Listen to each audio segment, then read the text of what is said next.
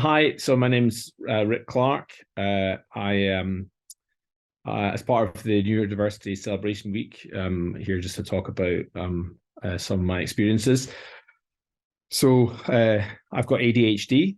That was diagnosed coming up 11 years ago, and I was also diagnosed autistic last June, so that was 2022. And I may or may not also have dyspraxia, but it's not something I ever had the opportunity to get an assessment for. Like lots of other neurodivergent people, growing up, I struggled with in the education system. I was always quite young for my year. I was also small, and as the older I got, the more I got into trouble all the time.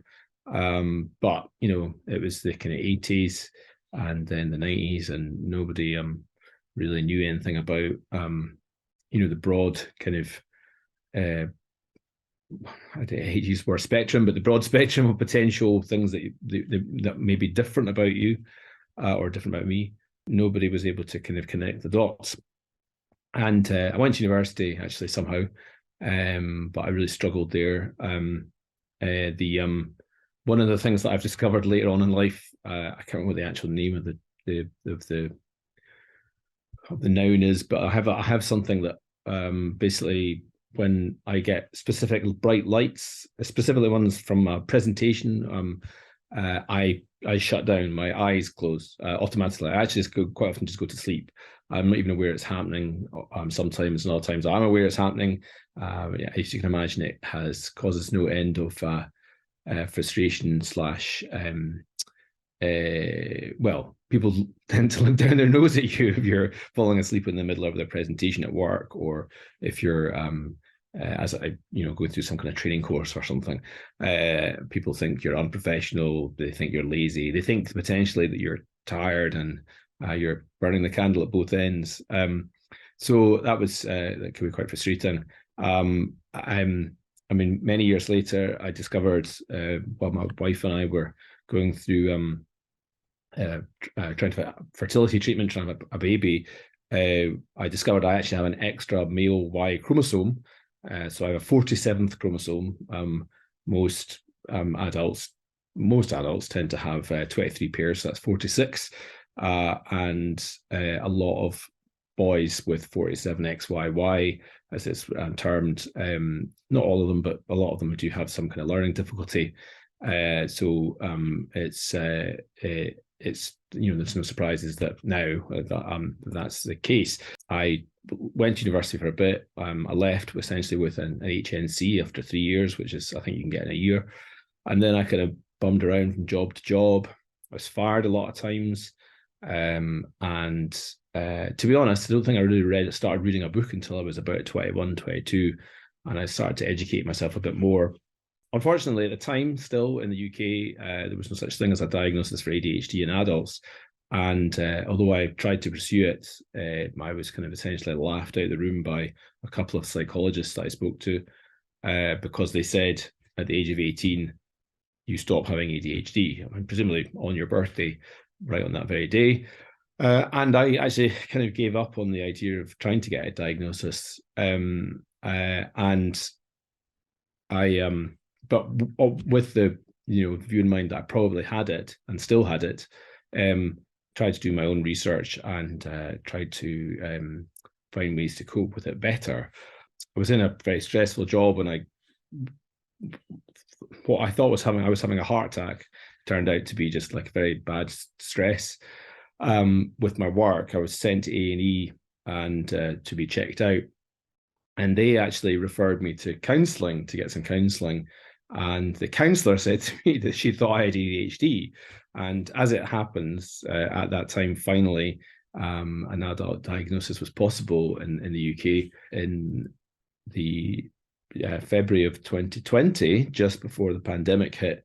I left my job and started a course in Code Clan in Edinburgh in data analysis. It's a massive step into the unknown.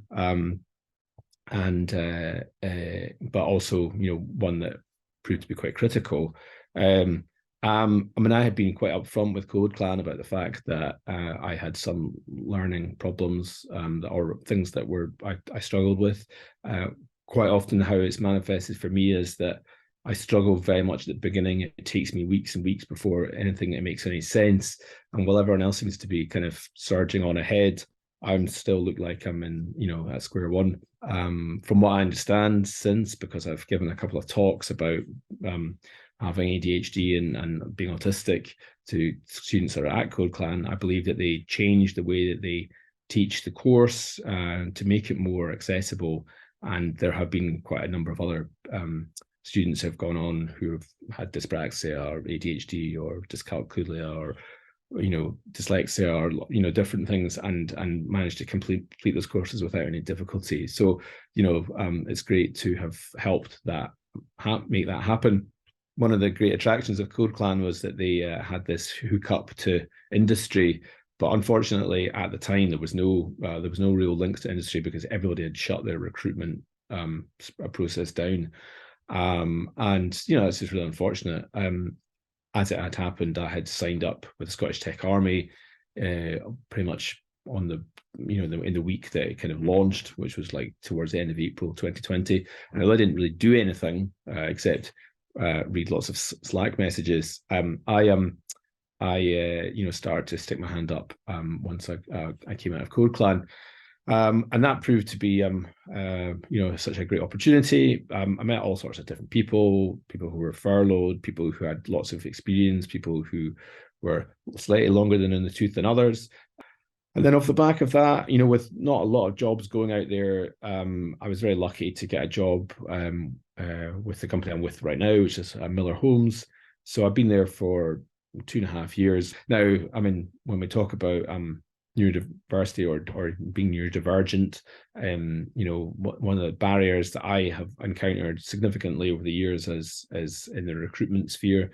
It's not so much that people don't see that you're smart or whatever. It's that they get a bit scared.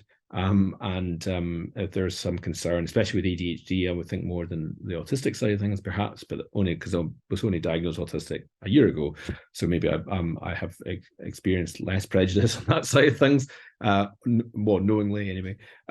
But there is this worry that if you have ADHD, potentially you might not be able to get your work done. I mean, I am not someone that does office banter well. Whenever I've tried to do it, I tend to get it wrong, as in my timing's wrong. I don't quite get the joke. I don't understand sarcasm implicitly. My wife is very sarcastic, which causes no end of problems because I just don't know when I don't always know when she's being sarcastic, and I have to kind of decipher it a little bit. I'm very passionate about talking, say, on LinkedIn and other social media about being neurodivergent and how challenging that can be. As I say, the barrier to recruitment is that a lot of companies historically have always tried to recruit similar types of people, and there's books about it. Rebel Ideas, I think it is, by I forget who that's by, but the FBI, for example, always used to recruit the same people. So consequently, they always approached how they solved crimes exactly the same way. So the trick for a criminal would be that they would perpetrate their crimes in a different way, and that way they couldn't be caught. I mean, it makes sense, doesn't it? So you need different thinkers, just in the same way that you need people from a different perspective, different country, different race, different socioeconomic background. So I guess to conclude, I definitely struggled when I was younger. I still have struggles now. I know that people sometimes find the way that I speak or the way that I act a bit weird. I do find that a lot of people that have known me a long time, when I told them, for example, that I was autistic, didn't suddenly think, oh my goodness, the world has changed, because they had always known me before.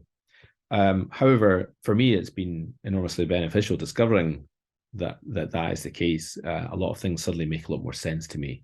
And that allows me to get the best out of myself, or it enables me to get more out of myself.